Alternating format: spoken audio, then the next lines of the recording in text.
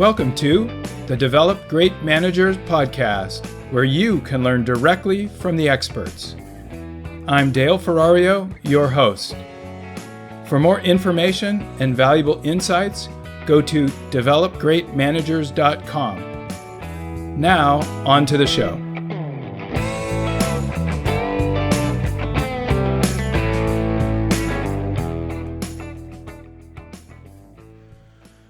Welcome to the Develop Great Managers podcast. This week, I'm interviewing John Gilmartin. John is a Senior Vice President and General Manager of the Hyperconverged Infrastructure Business Unit at VMware. Wow, that's quite a mouthful. What it means is that John and his team combined together VMware's virtualization products to create the cloud platform on which most customers run their business.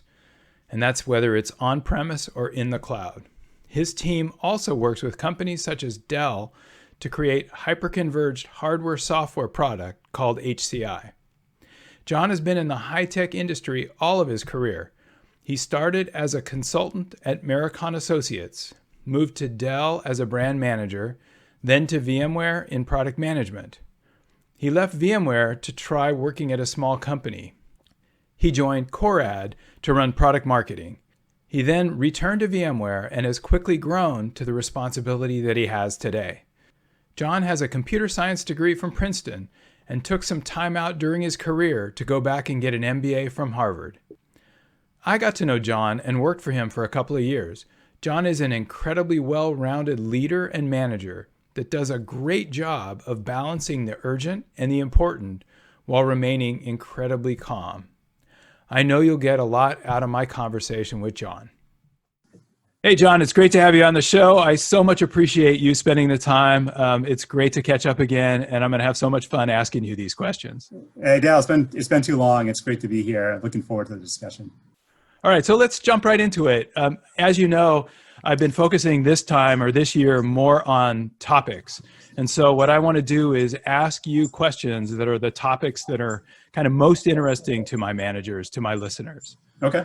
So let's jump into the first one. And the first one is about office politics. Now, everybody is kind of nervous about office politics. They think, oh, they hate it, but in my opinion, office politics is just is. It's part of how a company works. But I'd love for you to talk a little bit about how do you deal with office politics? Yeah, it's interesting, not a term I use a lot or think about a lot, but I think politics generally means having an understanding about how are decisions made, right? Yeah. Understanding who are the people who are influential in making decisions. Right. So having a good understanding of the people, the process by which things happen, that's sort of, I think, the route to making sure you have a good understanding how you fit into the office and kind of get things done. Right. And so when you think about getting things done, right, because this is really all about getting things done. How do you understand those processes, and how do you understand the influencers? Kind of how do you, in terms of your being successful, what's your approach? I think one of the big things that, and it's one of the things probably as you become a manager that's super critical is transition from being an individual contributor where you generally focus on doing the work. But when you become a manager, you got to start thinking a lot about relationships. Yeah. And, a big part of that is not just managing down, you're not managing your team, you're managing across and you're managing up. And that means investing in your network, investing time with people, understanding their perspectives, understanding what's important to them, their incentives, their drives, and same with understanding your boss and their peers. What are they concerned about? What incentives do they have? What are they trying to accomplish? I think if you have a good understanding of what motivates and drives the people around you, then you can start to think about what you're trying to accomplish fit into that and potentially help them accomplish what they're trying to do. Right. No, I think that's key, right? Is it can't be one-sided. If it's always one-sided, it's not a relationship, right? You're just taking advantage of somebody in some ways. So when you're trying to get something big done at the company, do you go through some kind of a process of thinking about who the influencers are, and then is there anything that you do to try to build up those relationships? Yeah, absolutely. Generally, most of the work, if you think about like big decisions, right? You often think, oh, we're gonna have this big meeting, and we're gonna go make a decision at that big meeting, but most of the work happens outside and before that. Yeah, and it happens a lot in, again, figuring out who are the stakeholders. who are the people who are going to be impacted, either positively or negatively, by whatever it is that you're trying to go do. And then making sure that you're spending time with them, understand their perspective, get feedback. And people feel like they're involved in a process of driving a decision or driving a change, then they're much more likely to get on board. It's when they feel like things are imposed on them that you get a lot of resistance and people fight back. No, that's great. I think that actually says office politics in some ways can be used for good, right? It's you're helping them, they're getting on board, and you're going to be more successful as well. I love that. So as you mentioned managers, and you mentioned how this is important for a manager in particular. Anything else, any other guidance you have for managers? Because they sometimes struggle with this. They think, well, one of the things I've heard oftentimes is, well, I don't want to do that because that's not me. So any guidance around how you can be yourself and still navigate and get things done? Yeah, I think first of all is if building empathy. I think for me is a big part, right? And part of building empathy is investing in those relationships and thinking about how do you build trust with people. Yep. And if you can show that you're trying to go help either the common good or actually you're interested in helping them, then you're more likely to get people to reciprocate. But that takes energy and time to go invest in those things. Yeah. And the other thing I see from a lot of managers is they tend to focus, again, a lot down. They tend to focus a bit horizontally. They don't often invest enough in managing up. Yeah. And in making sure that they have the support of their leadership, that their leadership is aware and just communicating effectively. I think managers need to make sure they're investing in those relationships equally to all the other relationships around them. Oh, that's great. Great advice. So I think, the biggest takeaway I think from that comment was you need to spend the time to build those relationships, and then you'll be able to be more effective in getting done whatever it is you have to get done. Absolutely. Absolutely. Right. When you come out of nowhere and people, don't know what you're trying to accomplish or why, then you're unlikely to want to help you or unlikely to be able to help you. That never happens though, does it? Probably happens way too often. It happens all the time. That's great. All right, let's jump to the next one. So sure. Tech companies, or probably all companies, really now live and die by their ability to innovate. But you run a pretty big business at VMware. So how do you balance running the business, making your numbers, and innovating? Yeah, it's a real tension, right? It's not an easy one to resolve. We talk about it a lot, actually, with my management team, because in the short term you have so much pressure, right? You have pressure to go support customers. You have a lot of pressure to go accomplish the goals that you set out, like the near-term goals, and meet the number. Yeah. What I found, what we have to do is we have to be very deliberate about it. Right? We have to be very intentional and say we're going to carve out money, we're going to carve out people, we're going to carve out time, just to focus on innovation, right? And invest in the things that we think are going to pay off down the road, and make sure we're protecting those from a business standpoint. And the other side of that, though, is also just how do you go make sure you're building a culture of innovation, right? Making sure everybody feels like they are responsible and are part of bringing new ideas forward, having space and time to go work on things that are not necessarily part of their day to day. That means making sure people have space and time, which is again a challenge because there's so many near-term. Yeah, right. Because you're saying make sure you make that goal and make that number, and carve out some time and go off and do this other stuff, right? And I think there's something really important in what you just said, which is sometimes we think innovation is like these gigantic ideas, but you can innovate in smaller ways. You can innovate around process. It's not just I came up with a revolutionary new idea, right? And you're absolutely right. And that's one of the things we built an award within the group, which we originally called the Mechanic Award, and then we called it the Problem Solver Award, which was just focused on, hey, go innovate inside the group, right? Go find a better way to go do something, a better way to go build a better process. Let's innovate as much in how we do things as in the products that we build. Right. And there's probably an opportunity to do a lot more of those than there are these big ones, right? Yeah, it is. And it's those little, there's a great phrase that I learned a long time ago, which is strategy happens. Strategy is not sort of what you put on your PowerPoints. It's not what you say in your speeches. It's what everybody does day to day. And innovation is the same way, right? Innovation comes so much from the people, and people, wanting to go solve problems and do things in creative new ways. Oh, that's great. And I think if you can convey that to everyone, then they're more likely to want to find ways to do that small innovation because they're actually affecting like you said, the strategy. It's not Yeah. being enforced, it's being developed from within, right? And I think that's where, as a leader, you have a responsibility to talk about, here's where we're trying to go to, right? Whether you call it a vision or a mission, but to have a clarity of direction.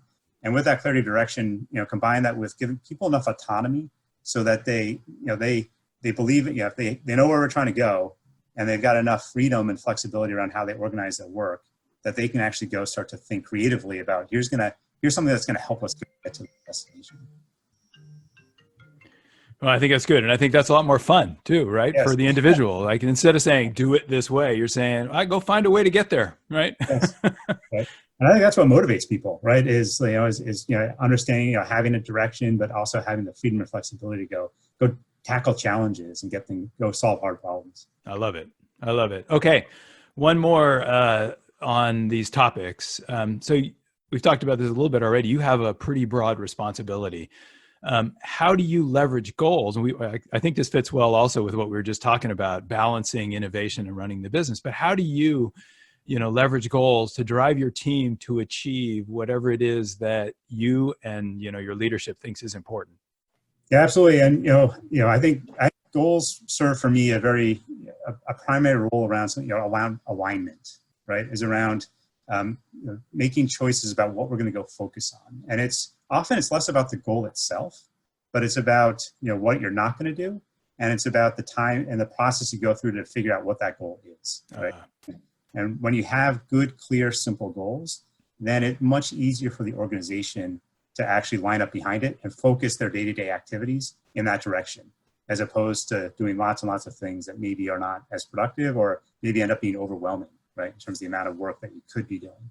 So we started using a framework called Objectives and Key Results, OKRs. It's a common one now. A lot of people are using that around the Valley, but it's a fancy word for goals. But I found it to be a great framework for saying an objective is something, long-term, what we want to get done. And then the key results are like the short-term, like here's a milestone along the way. Here's a goalpost that we're trying to hit in the short term. And then that gives us a way to constantly measure ourselves. We say, we said we're going to try and do this for the next 3 months. Did we do it? Did we not? What did we learn? And then we can say, okay, well, let's adjust what the next key result needs to be for the next 3 months and make sure it continues to move us towards this long-term objective. So when you, one of the things you said is it helps align your team. Yeah. Are you pretty careful about what you choose not to make as a goal? Because I think there's so many things that need to happen. Do you spend as much time talking about what you don't add to your list as you do what you do add to the list? Absolutely. Right? Yeah. If you think, I think back through a lot of our processes, and you normally start the goal with these big long lists, right? Because there's just so many, as you said, there's so many things that we want to go do, and so many opportunities, and so many competing tensions and priorities. And so a big, huge part of the goal setting process is crossing things out and saying, that's great, but we're not going to do that because it's not the most important thing to get us to our objective. And we try and really boil it down to like, what are the 3 things that are really going to move the needle and really go hit get to the long-term place that we're trying to get to. No, that's great. I think there's so many good things in what you said, one about making sure that you're aligned, making sure you know what to focus on. And then I think that's also good to narrow it down, right? What are the few things that we have to get done? And if we did that, we had a killer year. If we didn't, we probably didn't have a killer year, right? Yeah, exactly. That's great. Okay, that's great. So now we're going to jump into what I call the lightning round, right? I'm just going to ask you these questions, and top of mind, whatever comes to mind, just let me know. Here we go. Yes. First one is, when you hire someone, what are the most important factors that you look for? I think there's sort of like 2 dimensions. One is, one is almost like just basics is, can they do the job, right? Do they have the competence and capabilities to get the job done? Yep. And you do that through like the experience and whatnot. But the other is sort of like the cultural side of, do they have the right values? I think values is a really critical term, right? For me, a lot of values I look for around, openness, transparency, being inclusive with others, right? I think those are critical values. And I really want to see whether people express those same kind of values, customer passion, those kinds of things. So for me, competence is sort of like baseline. And it's really about finding people with the values that are going to fit into the organization and fit into the team. Great. When you think about your most effective boss, what made him or her stand out? I think a big thing for, I think about, even my, boss right now is he's been very effective because when I have, problems, he gets involved, right? And, he helps. And I think that's one of the most important things. And I try and do more and more of that he gives me autonomy. He gives me kind of room to go run the business the way I need to go run the business. But when I have challenges or issues, he's willing to jump in and help remove obstacles and help me move forward towards the goal, and not necessarily just put it all on me to go figure it out on my own. Oh, excellent. Sounds like a good boss, actually. All right, the next one. What was the most difficult transition that you ever made in your career? Most difficult transition, right? That's an interesting question because there's so many different ways. Difficult can mean a lot of different things. Because I've had changes in terms of like my role. That can be hard because you're learning something new. I think probably the biggest transition I had, and you and I did it together, is when I was running a relatively small team. I was running a team of about 20 people, and then all of a sudden, because of an org change, I was running a team with 100 people, and then 6 months later, I was running a team of 300 people. Yeah, and so that trying to go from a world where you're managing people where you know everybody's name and you can get everybody in a room together, to an organization where you're spread out across the globe and there's no way you can know everybody. That the kind of tools and techniques for managing, you have to learn how to scale with that, and you have to think differently about the kind of leaders you have on your team and the kind of trust you put in them. And that was a lot of learning for me. And I would say, initially I didn't do it well, right? And if I look back on that time, there's a lot of things that now that I'm a little more mature and a little more seasoned as a leader, I would do differently in that. But yeah, that's definitely a lot of learning that went into that experience. Isn't that true? Hindsight is always 20/20. Like if I knew what I know now, right? Oh yes, just doing these podcasts. I know this is supposed to be the lightning round, but just doing these podcasts, I realize I wish I would have spent more time talking to the people that worked for me or with me about the kinds of things that we're talking about now, right? Why did I not do that? Yes. There's so much capability around you, right? If you can figure out how to harness that. That's one of the things I've definitely learned over time is, the team is smarter than the individual. Totally. Right? Yeah. And so it's how do you make sure you get you're taking advantage of that. And, generally the team is going to come to a better decision than you can. So yeah. That's a great quote. All right, next one. How do you approach helping someone with their career development or their career path? Yeah, so that one is there's sort of like there's always sort of two sides to that one also, which is one is there's the mentoring kind of relationship where it's hey, I'm looking for somebody to give me advice, right? And that's usually, and frankly in most mentoring situations, it's sort of like coaching where people kind of know, and a big part of it is asking good questions and asking them to pull out what they already know, or they already in terms of their preferences, what they want to accomplish, what they find interesting, and helping them just walk through that process. And the other side of this can be sponsorship, right? And we talk a lot about that inside VMware these days. Sponsorship is kind of a role often outside your organization to actually help make sure that you're taking people who are high potential and helping get them exposure, right? Helping them do things so that they become known and their work becomes known, so that when new opportunities come up, they're on the list of people who are candidates for that. And I think that's particularly important today as we talk a lot about diversity and inclusion. I think sponsorship is a very important part of how we make sure we're driving more diverse and more inclusive culture at say at VMware or any company. Oh, that's great. What tools and tricks do you use to find your work-life balance? Work-life balance always a challenge. Yes. I think it's so it is. I think again having a good team around you is the most critical.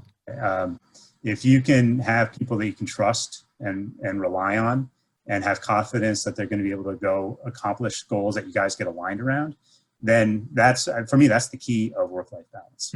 Right? And so that's probably the most important thing I do is make sure that I have the right leaders in place, make sure we're aligned around what we're trying to accomplish. And then if I have that, then I can kind of lead, be able to delegate, frankly, and that frees up my time either to make sure that I have some balance, or can step in when crises happen and have kind of capacity when there's urgent things come up to be able to step into those. Oh, excellent. And if you're always working at 100%, when problems happen, how are you going to go deal with that, right? Yeah. I think it's actually really a responsibility of a leader to build some capacity into their life to be able to deal with those things. That's good. That's kind of work-life and kind of work balance in a way, right? That's good. Yeah. Okay, last one. How do you go about building relationships with your peers and leaders in the company? You've talked a little bit about that, I think, earlier, but anything else to add? Yeah, I think one, it's mostly about investing the time, right? And a lot of what I do is I'll have one-on-ones with my peers or with others in the company that maybe I don't see on a regular basis. And when I do that, it's not just about sharing what I'm doing. A lot of what I'm trying to do is learn about what they're doing and learn what problems they're facing and see if there's ways that I can help them. And I think that's kind of a key part of building trust is you're putting a little bit into a bank account almost, right? And put a bank, you're putting some deposits in, because eventually at some point you're going to need help and you're going to pull and take a withdrawal out of that.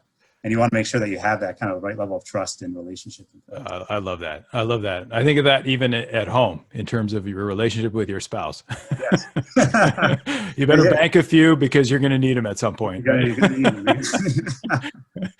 Well, thank you, John. I mean, I really miss working together because I think, you have such a sound way to think about all of this. So it's been great talking to you. I appreciate it, Dale. And, certainly in this time when, we're all sort of dealing with working from home, and it's an unusual time in terms of how we work, and a lot of what we talked about today become actually more important. You have to reach out and spend more time trying to do these things with others. So yeah, that's great. And I was actually going to ask you that at the beginning, but I didn't. So it is an interesting time, and with everybody working at home, like you said, I think really honing in on these skills, it helps. Yeah. You can fall back on the relationships. Yes. It's easier to trust people to be doing their jobs. You don't get to see them doing their jobs. That's anything else? Any other thoughts on kind of this whole situation and how you're managing through it? Yeah, it was definitely, I think we're all adjusting at the moment. We're all trying to deal. I've certainly never spent time working from home.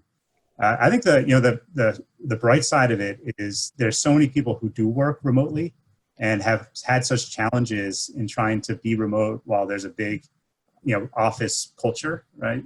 And now for the first time, the playing field is leveled for everybody, right? And everybody now is understanding the challenges of being remote. And I think that brings in, talk about inclusivity, right? It's bringing a little more kind of empathy and understanding of what other people face. But I think the most important thing that I'm thinking about right now is you need to over-communicate. You need to over-communicate with your teams, over-communicate with your peers. You don't have the hallway conversations to rely on. That's right. And so you got to be much more thoughtful and mindful about doing those things. Well, I love your comment on empathy because you probably needed to do that before for those people, but you just didn't realize it because you had not been in their situation. Yeah. And part of work. Go ahead. Until you experience it, you don't really fully realize kind of what it's like. Yeah. What does it feel like not to have people around you all the time? It's awkward. It's different. Yes. Yeah. Great. Well, thank you, John. Really appreciate it. Yes, Dale, it's been great. And like you said, I miss working with you also, but it's a great conversation. Thank you. All right. Thanks. Thank you so much for listening. If you like what you heard, there are more podcasts available on developgreatmanagers.com, on iTunes, or wherever you get your podcasts. And if you have time, please post a comment, or better yet, please write a review. Talk to you in the next podcast.